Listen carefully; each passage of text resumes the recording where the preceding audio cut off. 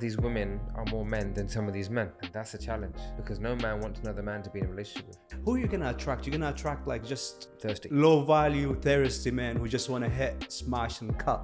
Yeah. And then when that happens to them, they say, oh, men are trash. If you asked your grandfather that question, he would say, no, bring your woman flowers every day. Every day.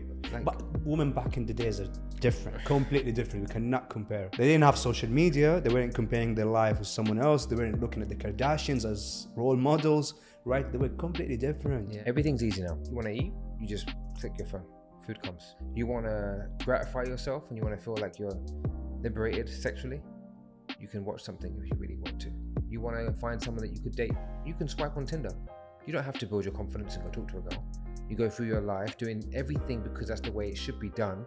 Okay, go through school, go to university, get a job, get a house, mortgage, family, kids, and you realize at 45, what did I just do with half my life? Yeah.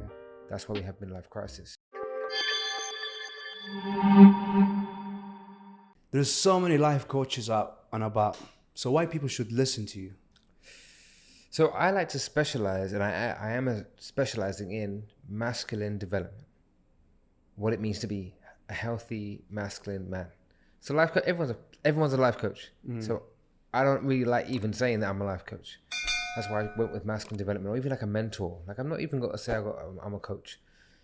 Masculine development is important for me because I feel like I didn't get the right kind of development to become a man when I was younger. I always thought this is what it meant to be a man, based on like my dad or what I saw on TV. But then as we go through life, and you mentioned it on your last podcast, like even something simple as being emotional, being vulnerable, and it's like, well, you're not going to take me seriously if I'm like that.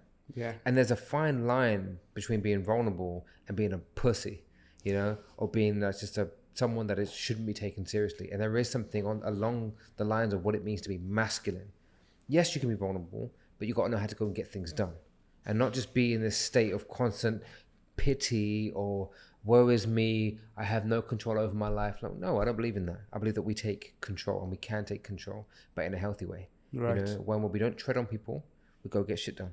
Right. And now I can look back at things like my dad and people like him and what they were doing and how he did it. He has some really great values about him, and there's some things that he could have worked on, but different generation. I want to help men find their truth, be honest, have integrity, have respect for themselves and those around them, and live life with in a pious way. You know, about Islam, being pious is up there as one of the pillars, right? And conducting yourself in a way where people can trust you because you trust yourself. And that I think that having that trust is such a pillar of masculinity that I think has been lost. You know, so even just people that listen to podcasts, right? Read books. Good. Go to read books, listen to podcasts, but don't outsource your wisdom too often. You've got to check in with yourself. When we outsource our wisdom too often, we lose trust in what it is that we believe in, and lose faith in our actions and our behaviors, and we're second guessing ourselves too often. Let me just go check with something. Let me go ask someone. Let me go check with my therapist. Let me go check with No. What about what you think and what you feel? And be willing to take risks, be willing to fail so that you can learn. But do you think people are lazy? Yeah. They're not asking enough questions. They're not having honest conversations with themselves, right? Exactly. Like one of the things that helped me find my purpose, it was isolation. I isolated myself from family, friends, from everybody. And I was just stuck in this room, you know, how housing in Europe, in London, very tiny, a little bit. And I was always asking myself questions like, what's my purpose in life? Like every man God created has a purpose in life. And it's up to you finding that purpose. People don't do that. It's a big question to ask. What is my purpose? You know, and we get taught something different growing up at school. So in school, you're taught, okay, your decision in year 7, 11 years old is so important now. Okay, you get to year 10, GCSEs, this is important, it's going to affect the rest of your life. Like, what? That's huge. And you get confused that is your purpose. The subject that you pick at school is defined as your purpose. Or you're going to become a vet or a doctor or an accountant. I feel genuinely that is confused by purpose. And then you go through your life doing everything because that's the way it should be done. Okay, go through school, go to university, get a job, get a house, mortgage, family, kids, and you realize at 45, what did I just do with half my life? Yeah. That's why we have midlife crisis. That's true. Because everything we've done, especially with guys, it's been for everyone else. And then what about me? And that's when they go and buy the Lamborghini, the Jaguar, and then they're like, I feel like I'm just, people think they're crazy, but they just realize that they spent so much time doing what it is that other people wanted them to do, mainly their family. Right. Or their partners, but they didn't keep part of themselves. So the work I do with men is saying, okay, reclaim who you are, still maintain your responsibility, but don't lose yourself. What do you want? Most men don't know what the hell they want. That's true. And how do you think a man can start looking or searching within his soul to find his purpose? If you don't have something that you can go toward, look at what you're running away from. What don't you want? And start there. What don't you want? Rather than what do you want? Like I said, if you know what you want, you have something you can work towards. But sometimes it's easy to think, well, I don't want. What kind of life don't you want? If you were to describe your ideal day, what would it look like? Does it look like the day you have now? Luckily for me, my days are I love the way I live my life now. I'm a freelancer. I do what I like. I work when I want, But when I was back in London working this 9 to 5, stressful. I can't imagine doing that ever again, Most men are living a life of quiet desperation. I think this is a Jordan Peterson line, where you're just getting by. That's sad. There are some really horrible metrics about men in life, about being single, about being alone, about dying early, about the stresses that they face, about the suicide rates, all kind of stuff. Because they're not doing what they need to do for themselves. And why do you think men now are weaker, like as opposed to back in the day? Everything's easy now. Okay, you wanna eat, you just click your phone. Food comes. Right. You don't have to cook. Cool. You wanna gratify yourself and you wanna feel like you're liberated sexually, you can watch something if you really want to, right? Everything is easy. Everything is attainable. You wanna find someone that you could date. You can swipe on Tinder. You don't have to build your confidence and go talk to a girl. You don't have to work on your body for anything. You could, like I said, you can watch something. There are too many ways out. Instant gratification is... So do you think technology in a way manipulated the way we think 100%, and we look at life 100%. and made us weaker? It has made us weaker. It's taken away the effort. There's too many ways out now. There's too many ways that can make everything easy. If you do what is easy, your life will be hard. If you do what is hard, your life will be easy. And that mantra really stands true. Right. Do the hard things. Going to the gym isn't easy. But the way that I look, the way that I feel, the strength that I have, the muscle that I've built, the way I look in my clothes, I enjoy. You can't get this in a cheap way. Even if you go and get plastic surgery, you will out-eat your plastic surgery and you'll go... But you can't plastic surgery your personality. Exactly. and the hard work does build character. Right. Don't you find it's more interesting to speak to a man that's got stories to tell you because he's done things? Or if you speak to someone that's just done nothing with their life and they're just sitting here coding all day or whatever it is that they do in their basement, they got nothing to say. Right. So they're not interesting in any way whatsoever. Right. Which is fine. If that's the way that person wants to be, completely okay. But I'd rather be the interesting person in the room. It's a dangerous place that we're in now where people just aren't going inside and doing the deep inner work of, let me just learn to love myself. And then if I'm not okay with maybe a little bit of what I'm feeling here, or they don't want to go and do the hard work to go and change that, change their diet. Change is hard. Right. Change is one of the hardest things and we hate it. But change is growth. Change is growth. Exactly. Couldn't put it better myself. People fear change. And that's why I've also got some of the guys that I work with where they're growing and they're changing and their partners don't like it because they're becoming better. And the women are like... they start feeling insecure. Yeah. Right. Because if he gets better in every asset of his life and I'm not, then who am I? He's going to leave me. Right. You know what I've realized as well? Like people fear change because they're too attached to who they are now. Oh, ego. Yeah, not ego, but like you're too attached. Like I remember I was too attached to London. I never wanted to leave. Like I loved it there. I loved the lifestyle. I was doing my thing. But then I was like, you know what? I'm just too attached to the place. Let me just push myself. And that helped me change a lot and just meet great people like yourself. Because over there, like what are the chances you go to the pub or to the bar or to any event in London and you meet someone who's... Not someone, I'm not talking about dating, but like someone who shares similar values, great mentality, great mindset. Yep. Like all who you're gonna meet is Big Dave from around the corner. You're right, mate. You're not gonna meet someone who can help you evolve your life there as much as in comparison in Dubai. The chances are higher here. The chances are high. Like you can go to the pub here or to the restaurant, and out of 10 people, you're gonna meet 8-7 millionaires, self-made. It's true. Yeah. But they will flock in here, right? London is the way it is, and this is why we left. Like my family left their homes to come to London because it was the place to be. And we left London and whatever to come here. This is the place to be. This is the place to be. And we are creating something different for our legacy and our generations that come after us. That's true. You know, it's just the cycle of life. That's just the way it goes. I'm grateful to be here, man. I love the people that I've met here. I've met only good people. Only good people, you know? Not met a single douchebag. I just don't keep those kind of people. And I think I just don't attract it. What do you think define a high value man? A high value man is a man that is willing to do the hard things. He's willing to face fear.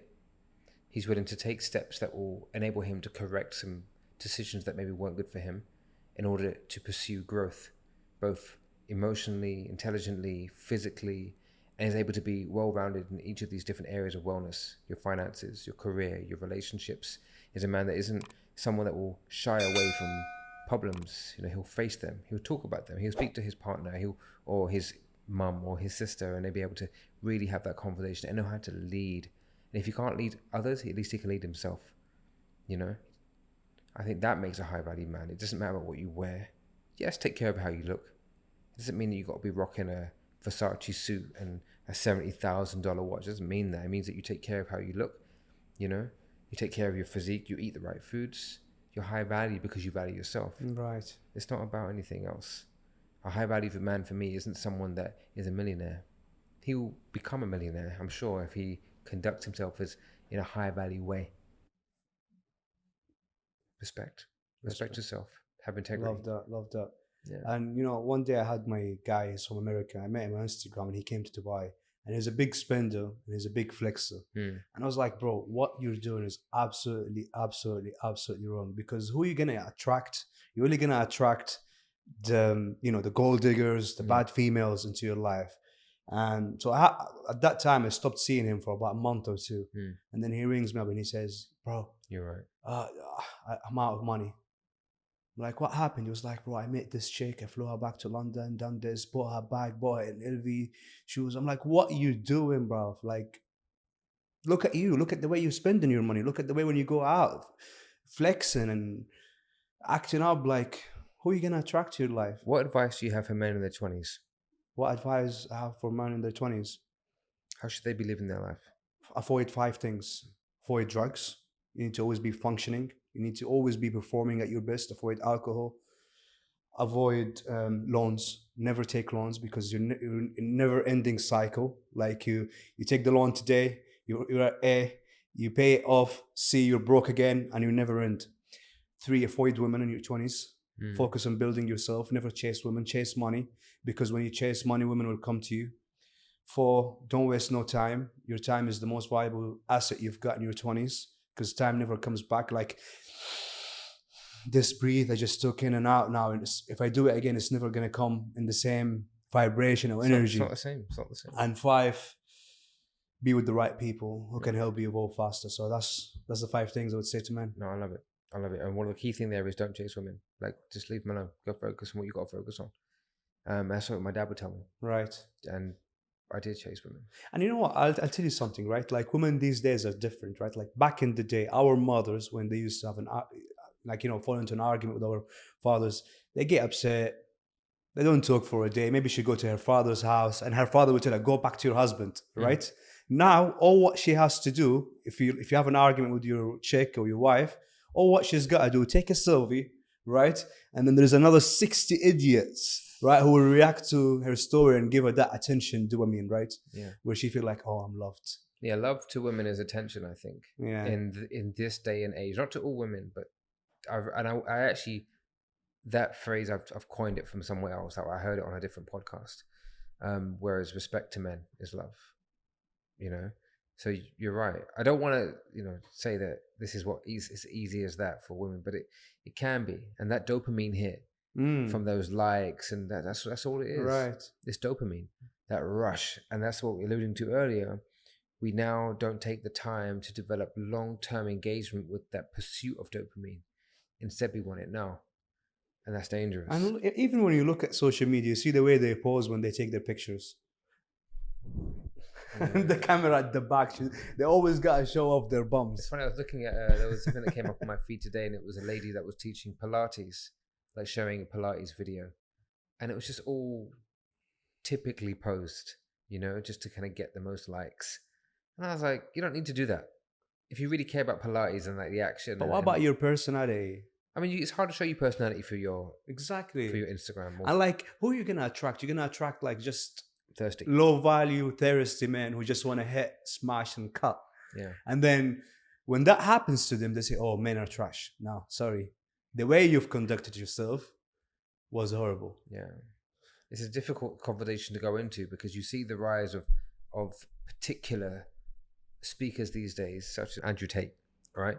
And I spoke to 3 of my nephews last time I was in London because I wanted to understand, because a lot of the youth are being influenced by him, and I'm hearing about him in the news and like, oh, we need to shut him down. I'm seeing a lot of bad things, but there's a lot of good stuff that he's saying. If I'm being completely honest, it's not all bad stuff. He's being labeled a misogynist, and I don't even want to get into it because I don't want to get cancelled. This is what I was kind of alluding to earlier, is that men are afraid. This is why we kind of got to this point. Men are afraid to speak up and speak their truth, because when they start displaying what is masculine or healthy masculinity, or even any kind of direction, purpose, being a little bit assertive or anything along those lines, it can be seen as overpowering, domineering, controlling, toxic. The word, I'm surprised we didn't even touch the word toxic until all this time, but toxic is a word that's thrown around so much. So I'm not surprised that men are afraid to be men. And we talked about being earlier, like, our men or people in general are more lazy. It's easier just to be quiet. It's easier to live that life of quiet desperation, because why would I want to speak up? Why should I? It's too tough out there right now. So I don't want to encourage men to be toxic in any way whatsoever. I want to promote healthy masculinity. Focus on yourself, do the work, go get some therapy, understand your shit bits, learn to manage your anger, learn to process your emotions, learn to just get in the gym, do what's hard, do all these kind of things, dress right, smell good, look after your hygiene, take care of the family, respect yourself, respect the world around you, pick up your litter, just simple things. Like, right. You can be this high value man. You can still take note from these people like Jordan Peterson, Andrew Tate, and whoever, analyze it, critically analyze it, know what bit you want to take from it, which is healthy, and bits that aren't, and go from there. And why do you think when men are being too nice or gentle, with their kindness get mistaken? Look, I was the nice guy for a very, very long time. I was everyone's friend, and it's just not attractive. We work on this thing called polarity, right? Women want to feel, in the heterosexual world, heterosexual relationships, women want to feel feminine in their natural way. In order for them to feel that they can be feminine, typically they belong in a world which is masculine, and they want to be around people and a person that makes them feel feminine because they are masculine. So when you've got these nice guys tiptoeing around doing everything for them, there's no challenge. There's no one kind of asserting boundary, right, or some kind of grounding, which is, it might sound weird in this day and age, but it's attractive, right? And it's that polarity which is important. So when you've got these nice guys that don't speak the truth, they don't find them attractive. They don't want them. Right. And you always hear that there's always the asshole guy, the guy that's a complete douchebag that they're somehow attracted to, and you think, why? Why do you like that guy? Because there's an element of, like, not fear, but they can see that he's a bit dangerous. Yeah. Something isn't quite right. That knowing that actually he can be quite dangerous, which means that he's more likely to be able to protect her in that kind of primal way. You've got that little bit of to you. That's attractive. Why would you not want someone that can look after you and protect you? There's too many nice guys around these days, not speaking their truth. Again, going back to what it is that I do, helping men speak their truth. Just do it. If you find her attractive, just do it. If you're going to risk losing the friendship, so what? Why do you want to hang about and just be in her life just because? Speaking about friendship, sorry to interrupt you there. Do you think men can be friends with women? Genuinely speaking. I used to think that. And I think that there are some relationships that do remain platonic. But I think ultimately, it's healthier and safer to maintain healthy and realistic boundaries between men and women. You can have, and I know that there are many people that I've got female friends, but I have less female friends than I have male friends. Especially when you're in relationships, you've really got to manage that dynamic healthily. And I have had to go into discussion with my partner because we have had to have that discussion, around the kind of friendships that I've had. And she's called out a few people, and I'm like, okay, well, I think you're right. And it's okay. Whereas in the past, I would have thought that, but actually, if you respect your woman and your partner, you need to dance that dance, and you need to be okay with that. I don't think, it's also okay for you to get into a new relationship and then they say, your friend of 15 years, you can't be friends with her anymore. No, I don't agree with that. But if you just met someone and you spend a lot of time recently and you're in a relationship, I think there might be something for you to consider here. Like, why are you doing that? Right. And I got to check myself in that same scenario. So be mindful. If you're going to be friends with the opposite sex, be mindful how you spend time together, Right. and what you talk about. Going back to the point you mentioned earlier about not being too nice, do you think over spoiling a girl can also be taken for granted and makes you too weak or too nice? Just think about what you're leading with. If you're leading with money, you're going to be used in a particular way. If a woman is leading with looks, she's going to be taken a particular way.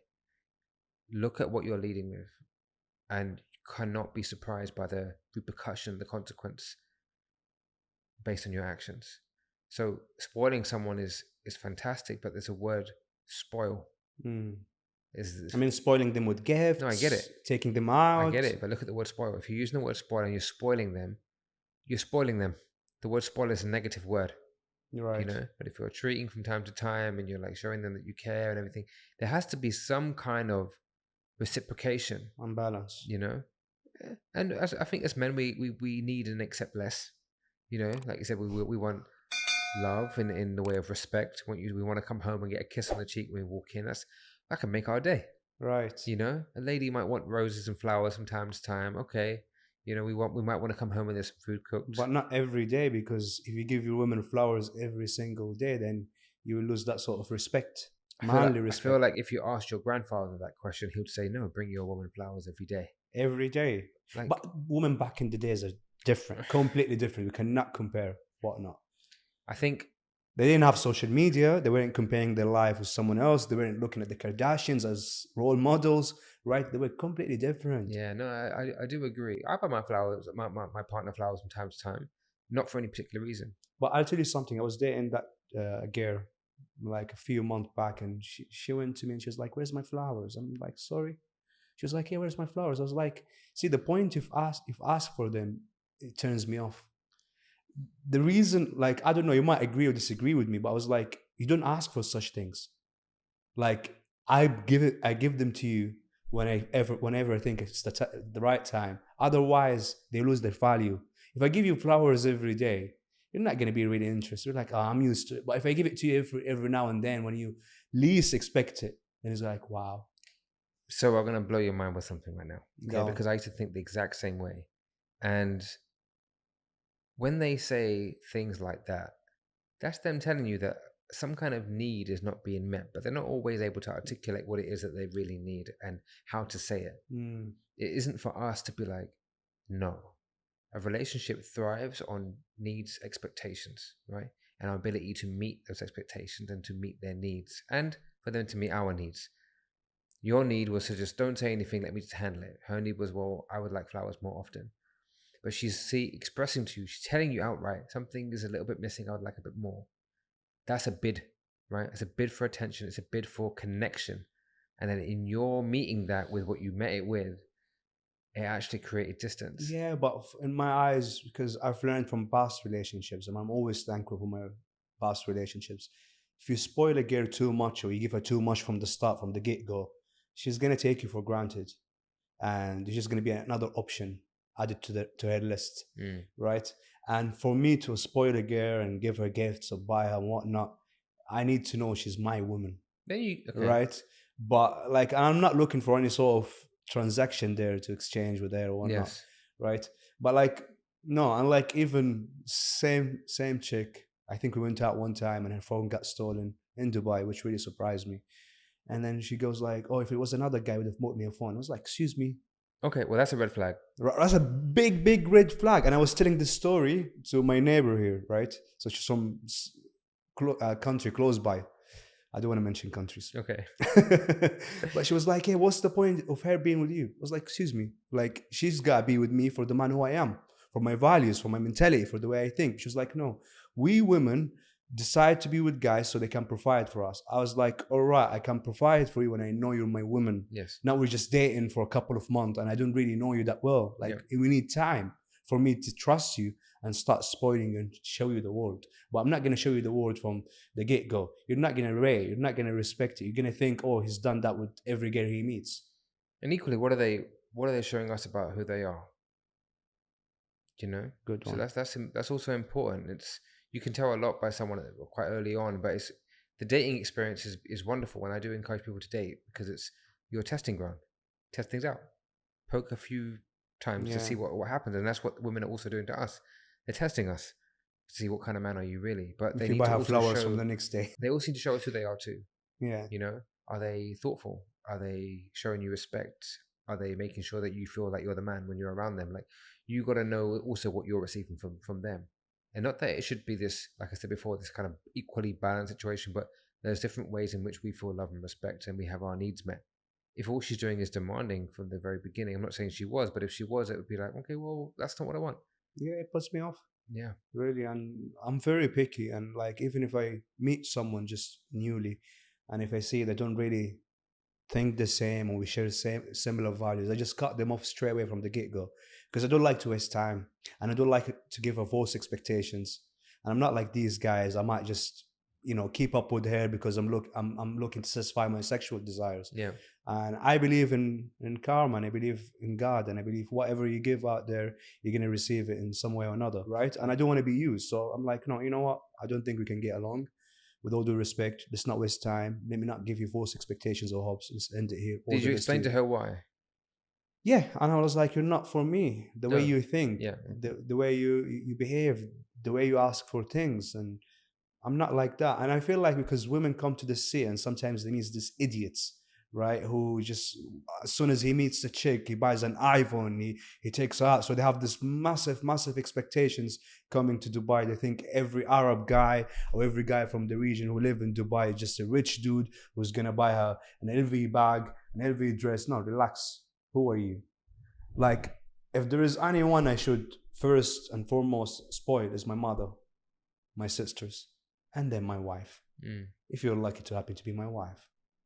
And one thing I hate as well, one girl I was dating as well, like, because I'm always busy. She was getting jealous from my editor, Vicky. She was like, go marry him. I'm like, I'm just working because I work a lot. Sometimes I work 16, 18 hours and I don't want no stress. I just want peace of mind. I want support, emotional support, that comfort, like, keep going. I support you. These little things that we men cherish and appreciate, right? Yeah. And at the end of the day, I was like, listen, you just give me too much headache, you give me too much stress. I don't think I can give you what you need, and I don't think you can give me what I really need. So let's just end it there. She was like, no. I was like, no. Let's just end it there. Let's not waste each other's time, because this is really negative, right? I want to build a positive relationship, because if I'm working so hard these days, right, and I'm working really, really long hours, it's not just for me. It's also for our grandkids. If we happen to be together and get married, it's also for our kids. Yeah. It's for kids' future. So respect that and give me support, not just stress the shit out of me, which I don't really need. Right? No, I hear that. I think we value and we need support, especially people that are just out here struggling and striving and trying to build something. We want our partner to be our number one fan. Right. And you're a self-employed, right? Yeah. I'm a self-employed myself. We run our own business, right? Yeah. And the struggle, and the mental toughness and the resilience that comes with it, the persistence, the hard work, the sacrifices we've made, right? And the least thing we need is someone to add more stress to it. Yeah. And that's why I really find, what I actually told her? I was like, you know what? You actually should look for someone who's got a 9-to-5 job, so he can come back home to you every single day and give you that attention you need, because I'm sorry, it's not me. And I can't give you that. And that's also such an important thing to take away here, is like, what do you really want and what you're looking for, rather than trying to go into a relationship and make them someone else. What do you want? This is person right for you. Be okay with it not being, that way, and party. All right, that takes me to my next point. Do you think you can actually change someone? 100%. Have you not changed in the last? I've changed because I was willing to change myself first and foremost. But I don't think anyone has the power to change someone else. No. Maybe you can impact their lives every, little details, but you cannot fully change someone, because, like, let's say you met someone who they're 26, 27. How can you change 27 of life experiences and thoughts and whatnot. How can you change them just like We that? shouldn't want to change anyone, right? But we can influence people to be better. And I think that's what it is. It's about Influence. raising our standards. I think this is what Tony Robbins says. He said, raise your standard. If you can encourage someone to raise their standard, they will change their life. You know, and that's okay. Maybe you're going to be the catalyst. Maybe you're going to be the one that just shines the mirror up to their face and says, this is who you really are. And maybe they won't change until a little bit later. Right. I've got some guys in my men's group that still haven't hit the gym, and they told me they would. Okay, some people I can't influence right now, but they're going to see the rest of us just getting gains and making, you know, the change that we want to see happen. And maybe one day it will hit them. We can't change everyone, but people will make a change. I'm not the same man I was yesterday, let alone what I was last year or 5 years ago. You know, we all go on our own path. And then going back to relationships, I'm sick of people trying to change each other. Accept. Thank you. If you can accept someone, accept them and love. If you can't, you just, with respect. Exactly. Stop trying to make people's lives miserable by trying to change them. Right. And no one really will change unless they're willing deep inside to actually change. Yeah. Like how many times people go on these little diets and stuff and these things where they force themselves to do something different, and to make it a punishment, they will relapse. Yeah. Because they didn't enjoy it in the first place, because they didn't come from inside. There has to be a strong why. True. And it's either something really beautiful or something really, really painful. But either way, you need to have a strong why to do anything. And, you know, there's a whole thing with like alcoholics and going to rehab centers. They won't accept anyone that doesn't want to be there. You know, yes, you can go for an intervention, but ultimately the person has to say, I need to be here. Otherwise, it's not going to work. Absolutely. And what do you think some practical strategies in building to help building a healthy relationship and meaningful connections? Honesty. Honesty. Be honest. Like that.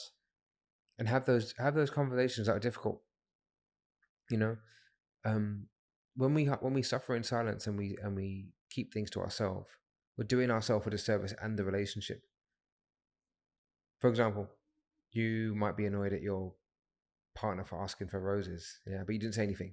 You let that simmer. You let it keep going, or you buy the roses and you just think, whatever. Yeah, she's happy for a little bit, but then things come up and then it becomes an argument because she says one day, you know, you didn't get me the roses, and you blow it up and you say whatever you want. You know, it became a big argument. That's because you weren't honest. You didn't deal with it at the beginning. Honesty can bring you close together. There's a method of, especially in romantic relationships, or having these like weekly check-ins where you sit down once a week, same time, same place, same whatever, 7 p.m. on a Thursday, and you just check in with how you're doing in the relationship. How am I doing? Is there anything that you need that I'm not giving you that you would like more of? What am I doing? What am I doing great? You know, where would you like this relationship to go? Are we on the right path? Just having a really, really nice open discussion about what's happening in this relationship can just, especially when it's in a controlled environment, can really go quite far. Imagine you walk in after a long day's work and it's like 10 p.m. and she said, where is this relationship going? Let's talk now. Let's talk about something. You're like, you're not even ready. You want to just come home to some food and just chill out and just relax and just maybe have a little cuddle on the couch. So having that kind of timed way of doing it, it just helps. Timing is really important. Timing is so important, especially for us guys. That I've had it in the past where I'm like, it sprung on me and I didn't want it. I wasn't ready. And even a question as something as nice and simple as, how are you feeling about us? We can take it the wrong way. Right. But if it's said on a Thursday at 7 p.m. because you know it's coming, how are you feeling about us? She's like, well, actually, I've been thinking it's completely different. You know? So honesty really is the best policy. And the next thing is how you deal with conflict. To build healthy, happy relationships, like how do you deal with disagreements and arguments and fights? Do you let it simmer for days? Or do you like sit each other right down and let's talk about it? Do you hold hands? Do you're looking at each other, or are you sitting opposite each other? Are you sitting next to each other? Are you arguing and shouting and call each other names? Like, think about it. I think the Gottman Institute, these are two relationship coaches and counselors, very, very famous from the States. They say that one of the precursors to divorce is the way in which and the speed at which resolutions are made after conflict. So how things are dealt with and how long things can take can be so damaging that it can be a surefire way to getting divorced. That's absolutely right. And what advice do you have for someone who's feeling stuck and lacks self-motivation in their personal life or professional life? Because, the hardest thing in life is giving your best every single day and not getting any sort of results. And what's hard is going back at it the next day, but you're not getting the sort of results you expect and you're striving for. So what advice would you give someone who's stuck and lacks self-motivation, Go spend some time with people that inspire you. inspiration? Yeah. Be around people that make you want to be better because maybe they are doing fantastic. In your industry will be fantastic, right? In your field. Be around people that are absolutely vibing on a different level to you. They say you're the sum of the 5 people that you hang around with, right? Absolutely true. If you're feeling stuck on your own, get out there and be with other people. One. Next thing you can do is map it out. Make a plan. You know, are you being consistent, really? Like really, really, really? Are you actually doing the things that you're supposed to be doing that will get you to where you want to be? I get my clients to do a 1-year plan and a 5-year plan. Write out what your life looks like in 5 years and map it out. Be really, really detailed. Next thing, your 12-month plan or your 12-month vision. What does your life look like in 12 months?